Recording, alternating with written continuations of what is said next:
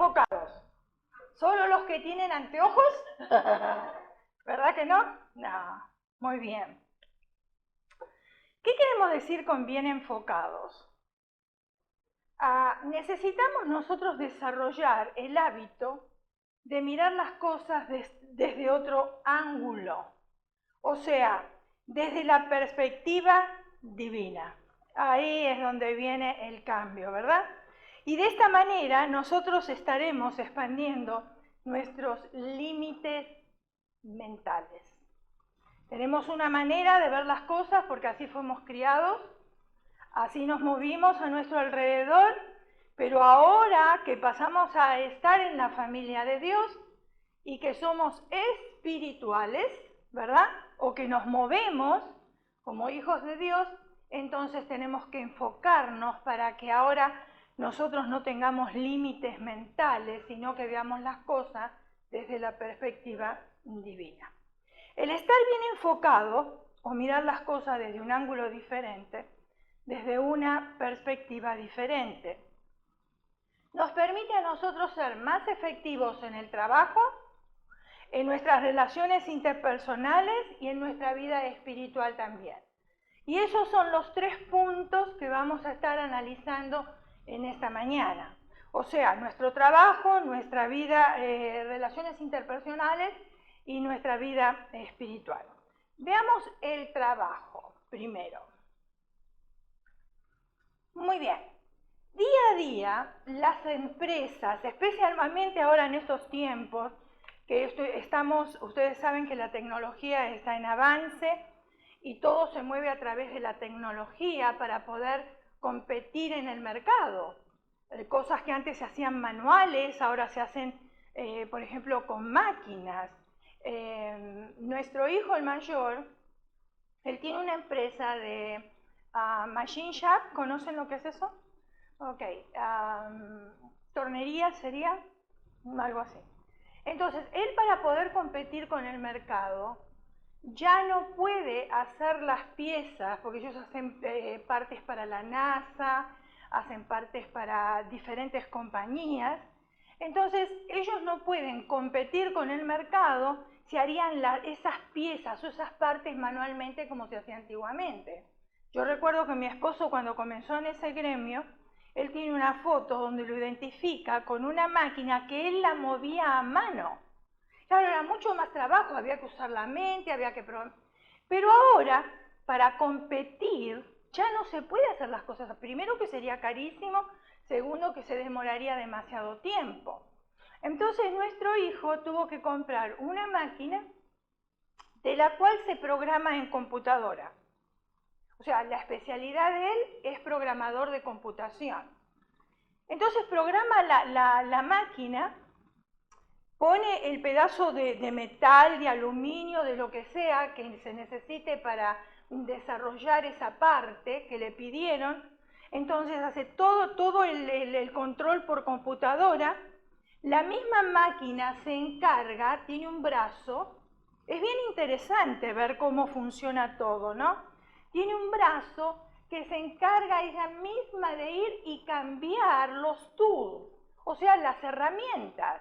Si necesita una para agujeros, va y toma la del agujero porque ya está programada. O sea que es como un robot. Entonces, él se va a la casa, hace lo que tiene que hacer en su casa, ya tiene un tiempo establecido en el cual esa parte ya va a estar realizada, vuelve al negocio y se encargó la máquina de hacer todo el trabajo. Es increíble las cosas que se ven ahora. Entonces uno se queda, wow, con la boca abierta de ver. Pero es la única manera de poder competir en el mercado. Porque si no, ya no se puede competir, digamos, en precio y en tiempo, las dos cosas. Porque se ahorra el tiempo, pero también se reduce el precio. Aunque la máquina es cara, pero la máquina se va pagando después de a poco con el trabajo. Entonces, las compañías día a día invierten grandes sumas de dinero en tecnología y sistemas informáticos.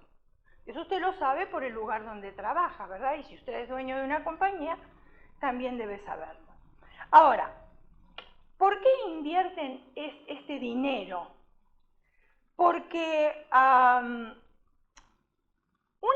cosas que la compañía quiere hacer es mostrar la estrategia consistente en desarrollar y elaborar los productos que quiere el consumidor. ¿O no es así? O sea, la compañía tiene que desarrollar un producto que el consumidor está demandando y no aquellos que el fabricante desea. Antiguamente, el que dictaminaba lo que había que fabricar o elaborar era el agente de tal o cual compañía, el gerente de tal o cual compañía. Ahora el mando lo tiene el consumidor. Y ustedes se dan cuenta fácilmente. Hay restaurantes que funcionan, se hacen la fama, están en un lugar que no pasa nadie. No es que están en una avenida, no, pero hazte la fama y échate a dormir. Yo no sé si ustedes conocen ese dicho que se dice afuera, no está en la Biblia, ¿no? Pero entonces la voz se va pasando. Por ejemplo, yo no quiero ahora hacer propaganda de lugares, pero ustedes conocen que hay un bakery muy famoso, muy conocido, que ahora está abriendo brunches o diferentes lugares. ¿Y cómo empezó? Yo lo conocí cuando empezó en un lugar chiquitito en la ciudad de Glendale. Ahora ese lugar es amplio, es grande, y tuvieron que hacer otros lugares, y la gente va a los diferentes lugares.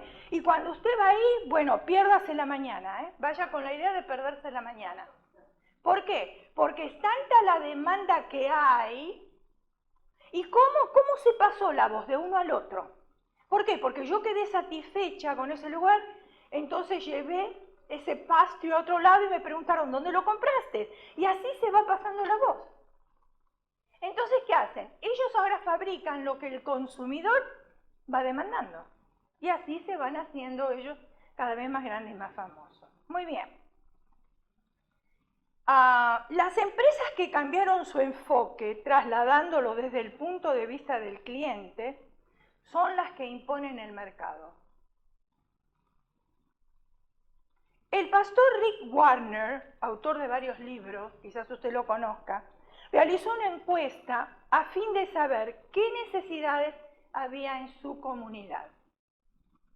Una vez que estas fueron descubiertas, implementó un programa para ofrecer a Cristo. Sounds un poquitito weird esto, ¿no? Hizo un programa para ofrecer a Cristo, ¿no es cierto? O sea, un poquito raro.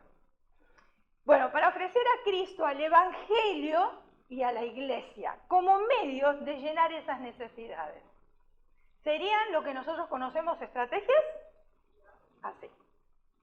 En una entrevista dijo, nosotros atendemos todo tipo de problemáticas, ya sean necesidades sociales, espirituales, económicas y materiales. Dios quiere que la Iglesia supla esa necesidad. Las personas no existen a causa de la Iglesia. La Iglesia existe a causa de las personas. En una de esas instalaciones se atiende en forma particular y puntual las diferentes problemáticas de la gente, ofreciéndoles material, asesoramiento y, en casos más complejos, la posibilidad de asistencia profesional. El cambio de enfoque es necesario también al asumir una nueva responsabilidad o un ascenso. Siempre decimos desde aquí, desde el púlpito, hermano, que aunque nosotros aquí en la iglesia nos consideramos una familia, porque somos todos hermanos, no debemos de olvidar que esta es una institución pública. Y toda institución pública está para servir al que llega. A veces nos preocupamos tanto en estar entre nosotros que desatendemos a los que llegan. Y entonces los que llegan no se sienten atendidos y ¿qué hacen? Se buscan otro lugar. Entonces tenemos que ponernos nosotros las pilas. Saludemos primero a los que no conocemos y después nos saludamos entre nosotros. Porque de todas maneras nosotros ya nos conocemos y nos vemos siempre. Pero atendamos a aquellos que no vienen siempre para que se sientan cómodos. ¿Qué necesita? ¿Dónde está? La persona que llega no sabe dónde está el cuidado de niños, no sabe dónde está la guardería. ¿Usted no cree que es responsabilidad de uno de nosotros, aparte de lo sugiere, decir yo le acompaño donde está? Para que la persona se sienta que está atendida. O me siento bien cómodo acá en el asiento y disfruto del aire acondicionado, de la alabanza y que la persona busque como sea. Entonces nunca se va a sentir atendida. ¿Me está entendiendo, verdad? Llenar las necesidades de la persona. Si la persona necesita oración, usted no espere ni que los líderes, ni que los pastores oren por la persona. Usted sabe cómo orar. Que la persona no se vaya desatendida. ¿Me está entendiendo? Y tenemos que ponerlo en práctica. ¿Por qué? Porque somos un lugar público. Otra cosa que tiene un lugar público, hermanos, es estar horarios. No importa que somos de la familia, nada tiene que ver. Pero la iglesia se abre a tal hora hay que estar. Y hay que estar antes también de la hora. Porque alguien puede llegar y necesita atención, ¿o no es así? Si a mí me dieron un privilegio y yo tengo que cumplir con ese privilegio y a mí se me da un calendario, ¿qué cree usted que yo qué tengo que hacer? ¿Tengo que revisar el calendario para saber cuándo a mí me toca o no? ¿O me tienen que estar llamando? Si yo me responsabilicé con llevar algo o tengo que ocupar un lugar, ese día yo tengo que ocupar ese lugar, porque es un lugar público. Entienda bien, si usted va al doctor y ese día el doctor llega tarde, porque se le antojó llegar tarde, no porque tuvo un inconveniente, porque inconveniente podemos tener todos, accidentes podemos tener todos, yo eso lo pongo de aparte. Yo estoy hablando de las malas costumbres, de los malos hábitos, que tienen que ser cambiados, porque si decimos que somos hijos de Dios, Dios no llega tarde a ningún lado. Muy pocos amén. Entonces, si yo voy al doctor, yo estoy esperando que el doctor ya esté ahí, porque a mí me dio la cita a las 9 de la mañana, y yo a las 9 quiero ser atendida. ¿Puede tener un percance el doctor ese día? Sí, pero entonces va a estar otra persona, y ahí yo decido si quiero que me atienda el doctor que no pudo llegar por una emergencia o el nuevo doctor. Pero las necesidades siempre los lugares públicos tienen que suplirlas. Lo mismo con la escuela. Si usted lleva a sus hijos a la escuela, ¿usted está esperando que la maestra esté ahí o no? Porque usted dice, bueno, pero si acá me tienen que servir, es la escuela, abre a tal hora, mis hijos yo los tengo que dejar, yo me tengo que ir a trabajar, yo ya hice mis planes. Exactamente sucede con la iglesia. Grábese en su cabeza que este es un lugar público. Por eso cuando se rompe una luz, el pastor enseguida la arregla. Si hay problemas con el aire acondicionado, también lo tiene que arreglar, porque es un lugar público y estamos para servir. ¿Me está entendiendo? ¿Por qué personas que durante años fueron competentes en sus tareas, luego de recibir un ascenso o una nueva responsabilidad dentro de la misma organización, se vuelven incompetentes? ¿Qué sucede? Según estadísticas, ¿sabe a qué se debe? Quizás usted se está haciendo una idea o ya tiene una idea más o menos de lo que es. Pero ¿sabe lo que se debe? Que siguen haciendo en su nueva tarea lo que tuvo éxito antiguamente. ¿Lo entendió? En su nueva tarea siguen haciendo lo que tuvo éxito en la antigüedad. Volvamos otra vez al caso de mi hijo, no porque es mi hijo, sino el ejemplo. Supongamos que él, ahora que tiene su propio negocio, quiera hacer las partes como las hacía el papá. Porque al padre en ese entonces le funcionaba. ¿Usted cree que podría competir? ¿Tiene que actualizarse? Sí. De esa manera, las personas que viven con el éxito del pasado se vuelven improductivos. No porque se hayan vuelto incompetentes, sino más bien porque están haciendo las cosas equivocadas. Cuando cambiamos de trabajo, o empezamos una nueva tarea, o ocupamos un nuevo puesto, o cambiamos de actividad, es imprescindible cambiar el enfoque y preguntarse, ahora que tengo una nueva tarea, ¿qué necesito para ser eficaz? Si usted viene a esta iglesia, escuche bien, pero usted ya fue adoctrinado en otra iglesia, amado hermano, cambie su enfoque, porque usted no va a implementar aquí lo que aprendió en otra iglesia. Porque está en otro lugar, con un enfoque diferente, con una manera de hacer las cosas diferentes. Cristo va a ser siempre el mismo, la salvación va a ser siempre la misma, pero estamos hablando de estilos de trabajo. Y usted no puede venir acá y querer cambiar el sistema de acá porque usted está acostumbrado con aquello de allá. Hay que cambiar el enfoque. Es que a mí me resultaba, ¿qué tiempo es? ¿Qué tiempo es? Ah, pasado. Y lo que usted vivió ayer no lo va a vivir hoy. ¿O usted puede vivir hoy lo que vivió ayer? No, ¿verdad?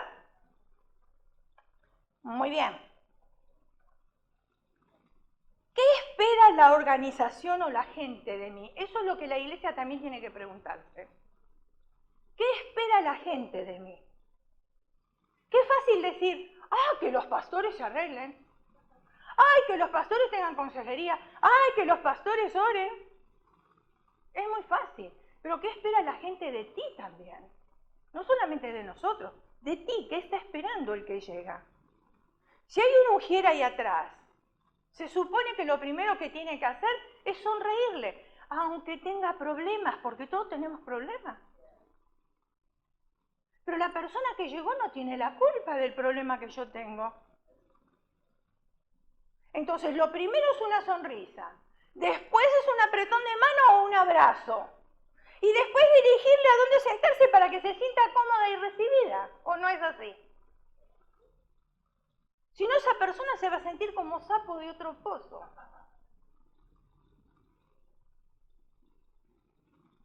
Casi siempre es algo distinto a aquello que nosotros estuvimos haciendo hasta ahora. Por eso cuando leemos la Biblia, año tras año, hermanos, descubrimos que Dios nos habla de diferente manera.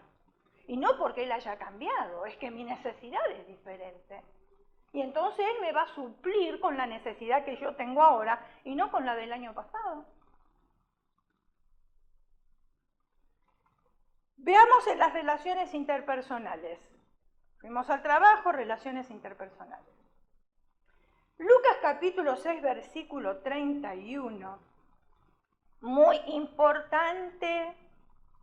Por favor, grábese esto en su cabeza. Si a usted le gusta que lo atiendan cuando va a cualquier entidad pública, escuche lo que dice la palabra. Es para mí también, ¿eh? Escuche. Traten a los demás tal y como quieren que ellos le traten a ustedes. Entonces, si usted no saluda a una persona nueva, es porque a usted no le gusta que lo saluden.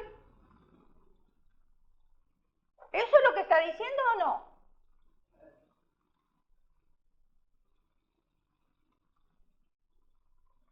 Si yo trato mal a una persona, estoy esperando que otros me traten mal.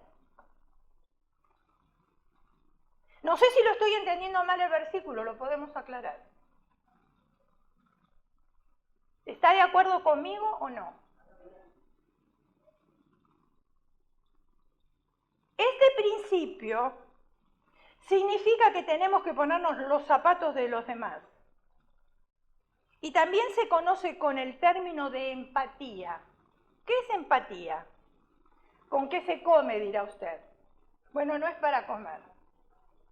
La empatía consiste en ser capaz de ponerse en la situación de los demás.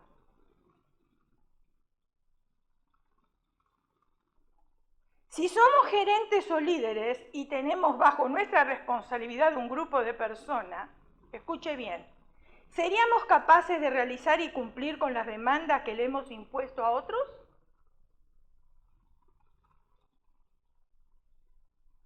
Porque para demandar todos somos excelentes. Yo me pongo en el primer lugar.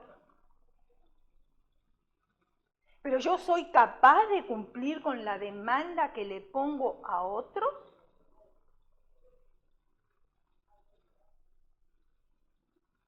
Porque ¿qué derecho tengo yo de demandar si yo no soy capaz de cumplirla? Yo lo entiendo así, yo no sé cómo lo entiende usted, pero yo lo entiendo de esa manera. Mateo capítulo 23, versículo 4.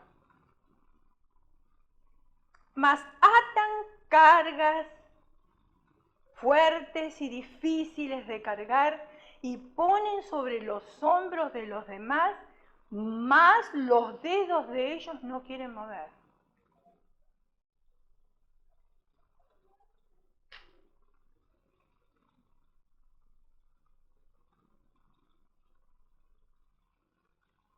El legalismo dentro de las iglesias va de mano con este versículo. Ponen carga sobre otros que ni ellos mismos están cumpliendo. Un pastor muy conocido, no le voy a hacer la fama por supuesto, no voy a decir quién es, tenía la costumbre en sus predicaciones, predicaba muy bien, me gustaba mucho cómo predicaba, solamente eliminando esas cargas pesadas que ponía sobre la congregación. Pero interpretación de la palabra y todo, una voz excelente para predicar, llamaba la atención su voz. Pero entonces llegó a un punto que a las mujeres, porque parece que en la Biblia de lo único que se habla es de las mujeres, de los hombres no. Entonces todos los pastores atacan a las mujeres. Que las mujeres no podían venir vestidas a la iglesia con su mismo size de ropa, que tenía que comprarse uno más grande para no llamar la atención de nadie, para no vestirse ajustado. Que la mujer no podía usar traje de baño, porque si usaba traje de baño en su casa y tenía una piscina, los vecinos la veían y entonces tenían que llenar la piscina de tierra y hacer un jardín.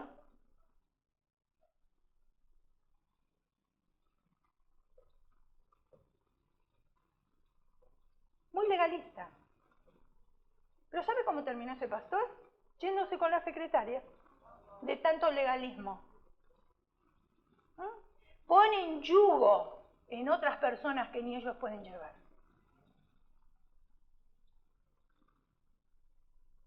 Jesús reprende a los líderes religiosos de su época por esta falta de sentido común. Porque la Biblia, hermanos, es un libro espiritual, pero es un libro con sentido común. Si somos un empleado o un aprendiz, ¿hemos pensado alguna vez que quizás el día de mañana seremos un encargado?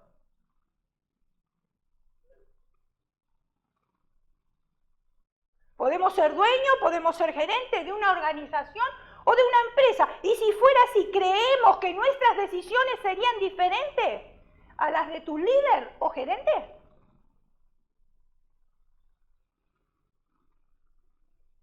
Ay, voy al supermercado y paso donde están los caramelos. Y resulta que a mi hijo se le antojó un caramelito. Y el niño tan caprichosito, pobrecito, hay que consentirlo.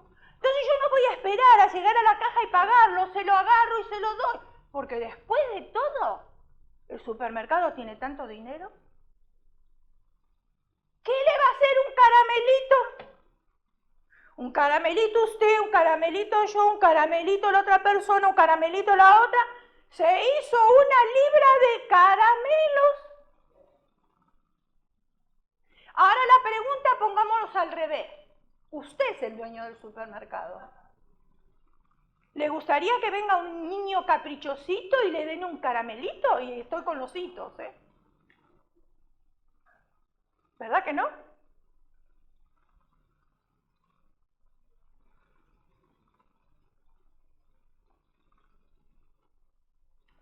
Si ocuparíamos una posición de liderazgo, tal vez entenderíamos mejor nuestros superiores.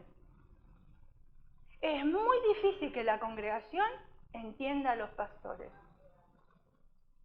Miren, ¿cómo repetimos nosotros de acá arriba? Acá hace un calor. Y mira, el hermano Gerino, gracias a Dios que no tiene cabello. Pero yo lo veo ahí transpirar, aunque no tenga cabello, transpira porque acá hace calor. Quizás ustedes digan, ay, qué exagerados los pastores. Pero ¿cómo va a ser calor si nosotros no sentimos calor? Primeramente usted está sentado y cómodo. Y una persona que está activa, que está así, siente calor, ¿o no? Segundo, el frío que da ahí no da acá arriba. Y gracias a Dios que los hermanos nietos subieron el domingo pasado y los dos dijeron, qué calor que hace acá arriba. Ah, menos mal, por lo menos tenemos a alguien que nos apoya. Porque lo tuvieron que sentir ellos mismos.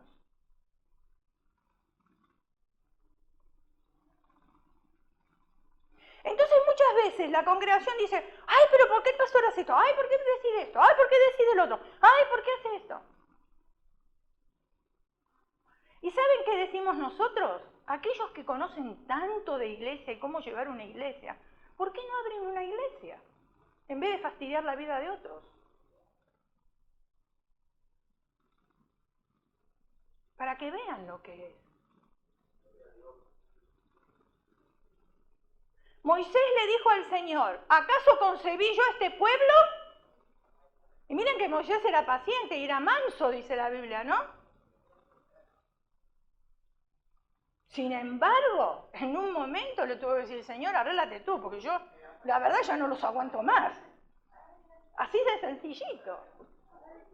Entonces, ahora usted es pastor y va a entender un montón de cosas.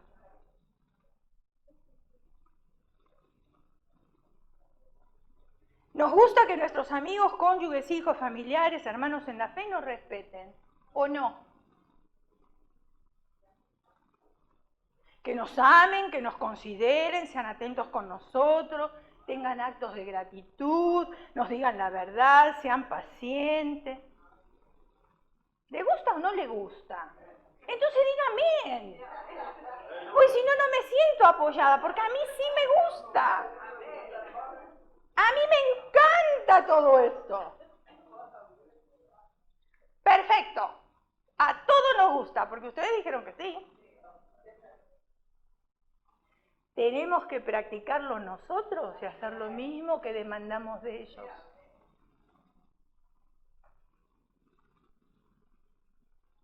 Veamos nuestra vida espiritual. En 1 Samuel capítulo 17, versículo del 26 al 45, un pasaje muy conocido por todos nosotros, pero vamos a refrescar la memoria. ¿Amén? Porque yo considero que el ser humano es un ser de repetición. Se nos olvidan las cosas y necesitamos repetirlas. Y usted lo comprueba con sus hijos. Repite y repite y repite. A veces dan ganas de grabar un disco y ya ponerlo a la mañana para que el niño sepa, porque siempre la misma historia, siempre las mismas repeticiones. Entonces dice de esta manera, la hermosa, la bella, inalterable palabra de Dios. Entonces habló David a los que estaban junto a él diciendo, ¿qué harán al hombre que venciere a este filisteo y quitare el oprobio de Israel? Porque ¿quién es este filisteo incircunciso para que provoque a los escuadrones del Dios viviente? Y el pueblo le respondió las mismas palabras diciendo, así se hará el hombre que le venciere. Y oyéndole hablar Eliab, su hermano mayor, o sea, el hermano mayor ¿de quién? ¿De quién? De David. con aquellos hombres, se encendió en ira contra David, dijo: ¿para qué has descendido acá? ¿Y a quién has dejado aquellas pocas ovejas en el desierto? Yo conozco tu soberbia y la malicia de tu corazón. Para ver la batalla has venido. David respondió: ¿qué he hecho yo ahora? ¿No es esto mero hablar? Y apartándose de él hacia otros, preguntó de igual manera, y le dio el pueblo la misma respuesta de antes. Fueron oídas las palabras que David había dicho, y las refirieron delante de Saúl, y él lo hizo venir. Y dijo David a Saúl: no desmaye el corazón de ninguno a causa de él. Tu siervo irá y peleará contra este filisteo. Versículo 33. Dijo Saúl a David: no podrás ir tú contra aquel filisteo para pelear con él, porque tú eres muchacho y él un hombre de guerra desde su juventud. David respondió a Saúl: tu siervo era pastor de las ovejas de su padre, y cuando venía un león o un oso y tomaba algún cordero de la manada, salía yo tras él y lo hería y lo libraba de su boca, y si se levantaba contra mí, yo le echaba mano de la quijada y lo hería y lo mataba. Fuese león, fuese oso, tu siervo lo mataba, y este filisteo incircunciso será como uno de ellos, porque ha provocado al ejército del Dios viviente. Añadió David: Jehová, que me ha librado de las garras del león y de las garras del oso, él también me librará de las manos de este filisteo. Y dijo Saúl a David: ve y Jehová esté contigo. Saúl vistió a David con sus ropas y puso sobre su cabeza un casco de bronce y le armó de coraza. Y ciñó David su espada sobre sus vestidos y probó a andar, porque nunca había hecho la prueba. Y dijo David a Saúl: yo no puedo andar con esto. ¿Sabe lo que pesaba todo eso? Chiquititito.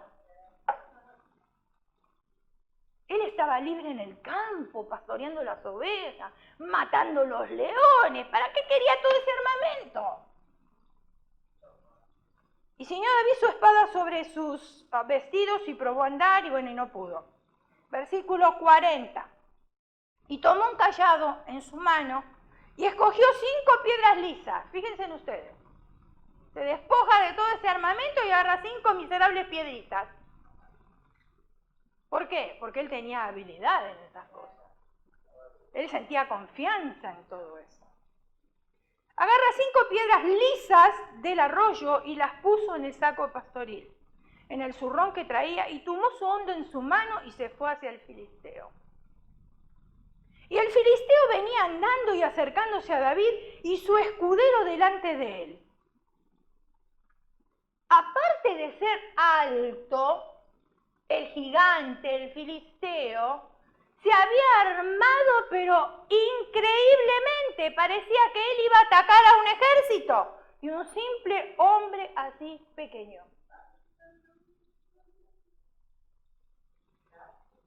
Y el filisteo venía andando y acercándose a David y a su escudero delante de él.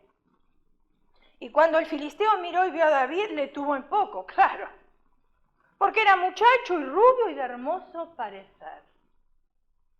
Y dijo el filisteo a David: ¿soy yo perro para que vengas a mí con palos? Y maldijo a David por sus dioses. Dijo luego el filisteo a David: ven a mí y daré tu carne a las aves del cielo y a las bestias del campo. Entonces dijo David al filisteo: tú vienes a mí con espada y lanza y jabalina, mas yo vengo a ti en el nombre de Jehová de los ejércitos, el Dios de los escuadrones de Israel, a quien tú has provocado. El filisteo no conocía al verdadero Dios. Había omitido un detalle muy grande. Que David, a pesar de ser pequeño, de venir con 5 piedritas, tenía a alguien que lo respaldaba.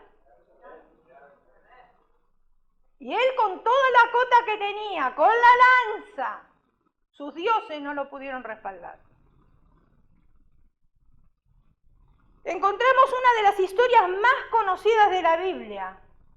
En la escuela dominical se le predica a los niños acerca de David y Goliat. Y este relato narra la historia justamente de David y Goliat. En esta historia, el gigante desafiaba cada día a algún soldado del ejército de Israel. ¿Y para qué lo desafiaba? Lo desafiaba para que peleara contra él. El guerrero vencedor, ganador la batalla para todo su ejército. Esta idea era muy inteligente, ya que solo 2 soldados exponían su vida en el campo de batalla. Y no había necesidad de poner en riesgo a todo el ejército. Sin embargo, la propuesta no era atendida por parte del rey Saúl ni del ejército de Israel. Durante 40 días este paladín los insultaba y desafiaba a pelear, y ellos estaban temerosos a este desafío. Durante esos 40 días, ellos solo veían a un gigante de fuerza extraordinaria y de aproximadamente 3 metros de altura, que venía contra ellos y que sería capaz de matar a su contrincante en pocos segundos. De pronto entra en la escena el joven David, quien venía del campo de atender las ovejas de su padre. Y con una mirada fresca hace una pregunta que cambiaría totalmente la perspectiva o la forma de interpretar la situación que estaban enfrentando. ¿Quién es este filisteo pagano para desafiar al ejército del Dios viviente? Hasta ese momento Saúl y el ejército veían a un gigante que venía contra ellos y que era capaz de matarlos. Y David veía a un gigante que estaba enfrentando al ejército del Dios viviente. Fíjense en ustedes la diferencia. En otras palabras, David veía a Goliat enfrentándose ni más ni menos que al Dios de Israel. De vez en cuando debemos enfrentar algún Goliat en nuestras vidas. Y quizás circunstancias de trabajo o en la escuela, en la familia, en la iglesia. Y a veces tenemos que resolver problemas. Ya cuando nos levantamos a la mañana tenemos que tomar decisiones. La primera decisión, ¿me levanto o me quedo en la cama? Y de ahí, las 24 horas de puras decisiones. Y así como el ejército de Israel podemos mirar nuestros recursos, quizás nos sentimos incapaces y sin valor para seguir adelante. La libertad viene en la medida que adoptamos la actitud. Y la actitud del joven David. Es decir, cuando miramos las cosas desde la perspectiva divina, y eso fue lo que hizo él, o desde un punto de vista espiritual, entonces las cosas cambian. Si las miramos a nuestra manera de pensar y en nuestra carne para querer solucionar las cosas, no van a cambiar. Por supuesto que mirar las cosas desde un punto de vista espiritual no es un producto de la casualidad. Mantener una vida de oración, la oración abre los ojos a la realidad divina, aquellos que no podemos percibir con nuestros ojos naturales ni con nuestros sentidos. Jeremías 33:3 es un versículo que creo que todos lo conocemos de memoria. Y dice de esta manera: clama a mí, yo te responderé y te enseñaré cosas grandes y ocultas que tú no conoces. Las dificultades de la vida liman asperezas, purifican y nos ayudan a madurar, dándonos un nuevo enfoque de las cosas. La historia de Job es un claro ejemplo de esto. Aunque Job era un hombre íntegro, piadoso y temeroso de Dios, al parecer una persona bien enfocada. Después de pasar por una gran tribulación, confesó estas palabras. Por tanto, yo hablaba lo que no entendía. Cosas demasiado maravillosas para mí, que yo no comprendía. Oye, te ruego, y hablaré, te preguntaré, y tú me enseñarás. Tú me enseñarás. No tú, no tú me enseñarás. La pureza de corazón nos permite ver a Dios en medio de un mundo convulsionado y nos da la capacidad. Desarrollemos el hábito de mirar las cosas desde otro ángulo, desde la perspectiva divina. Aunque esto parezca imposible, la perspectiva divina me está diciendo a mí que tengo un Dios de lo imposible. Así como estuvo con David, así va a estar contigo y así va a estar conmigo también. Y así va a estar con nosotros. Seremos más efectivos, nos libraremos del temor, de todo complejo de inferioridad y seremos capaces de enfrentar cualquier desafío. Ustedes vieron que ahora en las noticias ya varias veces reportaron de que si uno está en un lugar público y habla español, entonces hay otras personas que no les gusta y tienen conflictos. Ustedes lo vieron eso. Entonces a veces nosotros entramos en temor y decimos, no voy a hablar español.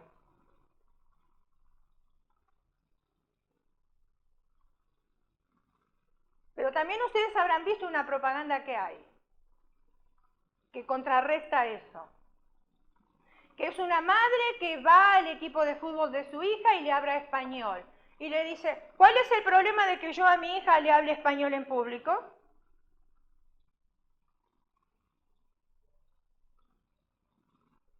Claro, si yo voy a una oficina, por supuesto voy a tener que hablar inglés, ¿no?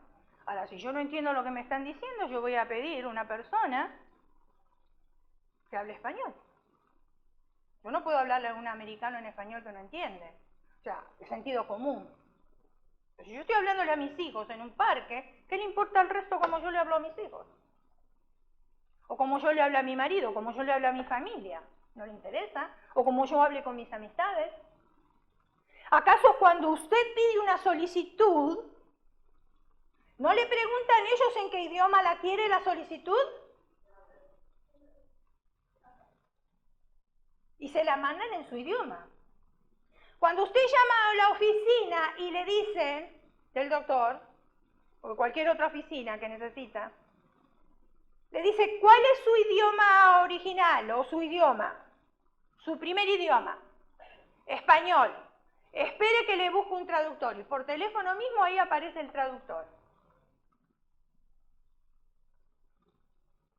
Entonces, ¿por qué yo voy a tener temor? A eso me refiero. ¿Por qué me tengo que sentir inferior? Porque vengo de donde vengo. Si usted me tiene que amar a mí por lo que yo soy, no por mi país, no por el idioma que yo hable, sino por lo que yo valgo para usted. Y viceversa también.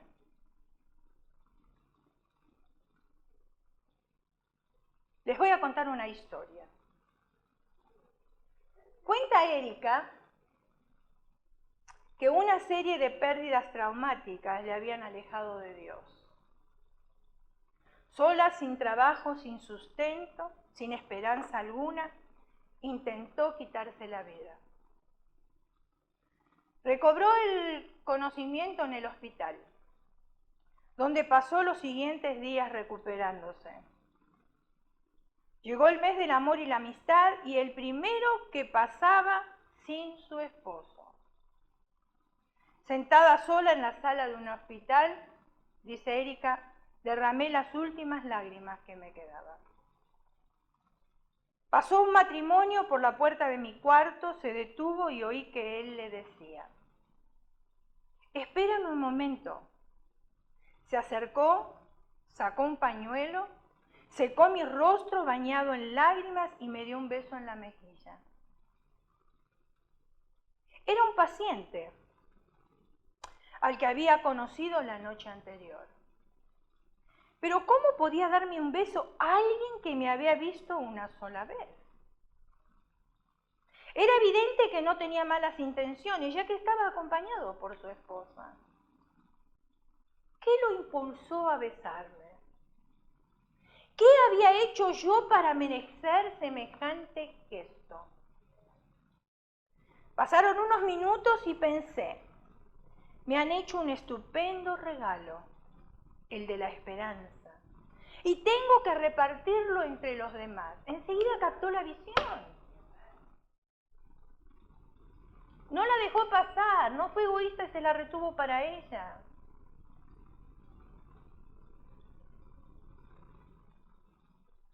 Con esa reflexión di el primer y pequeño paso para salir del profundo abismo en el que me había caído. Pocos días después me dieron de alta, miré lo que me quedaba de mis ahorros. Apenas unas monedas. En la cocina no tenía más que una caja de espagueti y una lata de salsa de tomate. Pensé, como en los próximos días no comeré otra cosa que espagueti con salsa de tomate, porque era lo único que tenía, será mejor que la prepare toda de una vez. Y la voy calentando de a poco. Terminé de cocinar y me disponía a sentarme para comer cuando sonó el timbre de la puerta. Al abrir me encontré con una joven que parecía a punto de morir de hambre. La acompañaba una niña de 5 o 6 años. La muchacha dijo que era refugiada y no encontraba trabajo. Me preguntó si tenía unas monedas que pudiera darle. Recordé que me quedaban unas pocas. ¿De qué podrían servirle? Una moneda es todo lo que me queda, respondí. Yo también estoy padeciendo necesidades. Acabo de preparar espagueti con salsa de tomate. ¿Quiere pasar y acompañarme? Madre e hija aceptaron con timidez. Comimos las tres. Lo que pensaba iba a ser la comida de varios días solo duró un momento. Recordé que me habían regalado una barra de chocolate que había guardado para momentos de suma necesidad. Se lo regalé a la niña. Me agradeció con un abrazo que jamás olvidaré. Me dijeron que vivían cerca, así que le invité a volver. Les expliqué que no podía prometerles una mesa abundante de comida, pero compartiríamos lo que tuviera en ese momento. Desde entonces no las he vuelto a ver. ¿Su imaginación está funcionando? ¿Uso su computadora o está sleeping la computadora? Porque sí, se duermen. Hay que despertarlas, ¿verdad? Unos días después vi en el periódico un anuncio en el que ofrecía empleo. Aunque no reunía los requisitos ni tenía experiencia, me presenté. Unos minutos después de iniciada la entrevista me hicieron la pregunta más importante de mi vida. ¿Le parece bien empezar mañana? Eso es lo que todos esperamos cuando vamos a una entrevista, ¿no? Antes de que pudiera responder, un pensamiento vino a mi mente. ¿Fueron aquellas dos desconocidas mi prueba laboral? ¿Qué cree usted? Sentí en mi corazón que no solo había estado en una entrevista de trabajo, sino que había aprobado un examen. Dios me había demostrado que me amaba al poner en mi camino a ese hombre que me dio el ánimo. Sencillo. Un simple beso. en el momento que más lo necesitaba. ¿Cuántas veces uno con un solo abrazo anima a otra persona, sin necesidad de palabras? Especialmente en esos momentos cuando una persona pierde un ser querido. Uno podría decir tantas cosas, ¿o será que las palabras le ayudan? ¿O mejor será un abrazo fuerte y sentir el cariño y el calor de una persona? Luego, enviarme a una madre con su hija para ver si era coherente con mi promesa de transmitir el amor y esperanza. Porque Dios no es sordo, ¿eh? ¡Ay, que Dios no es sordo! Cuando hablamos, va derechito al trono de la gracia. Él no se olvida, Él nos prueba, porque somos rápidos y emocionales para pronunciar palabras. En un momento donde nos sentimos emocionalmente afectados, prometemos miles de cosas. Esa soy yo, ¿eh? Yo no estoy hablando por usted, yo estoy hablando por mí. Pero después se me olvida. Y con la edad, mire, yo se lo digo por experiencia, ¿eh? Se olvidan más las cosas. Así que mejor apunte en un lápiz y en un papel si no se quiere olvidar. Si no, hasta se va a olvidar de comer.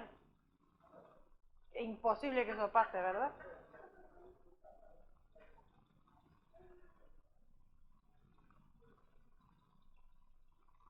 Cuando lo hice, Dios me bendijo con lo que más necesitaba, un trabajo.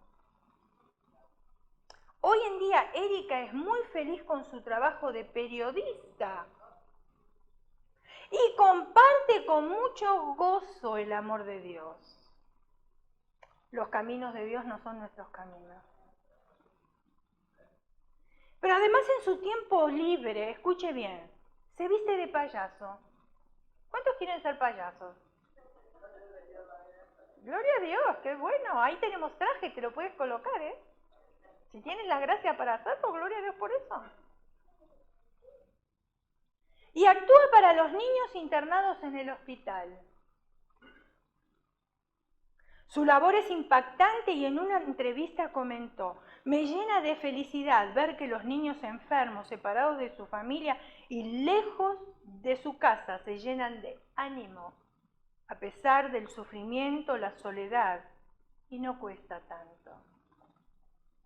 Basta con estar dispuesto a ponerse una nariz de payaso y cantar una o dos canciones para ver que esos niños reciben el amor de Dios. A esta mujer, Erika, yo la llamo una mujer enfocada.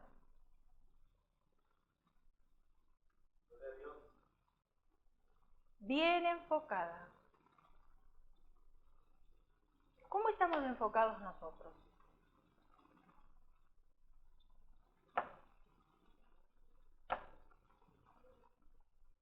Porque queremos que los demás estén bien enfocados para que nos miren a nosotros a través de unos lentes de aumento. ¿Cómo estamos nosotros enfocados para otros?